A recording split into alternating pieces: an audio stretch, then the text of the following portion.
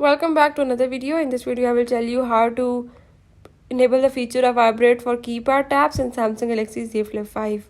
So if in Samsung Galaxy Z Flip 5, if you want to enable the feature of Vibrate for Keypad Taps, I will tell you how to do it. I will show you all the steps, you have to follow them, and if you are new to this channel, don't forget to subscribe. Let's watch it.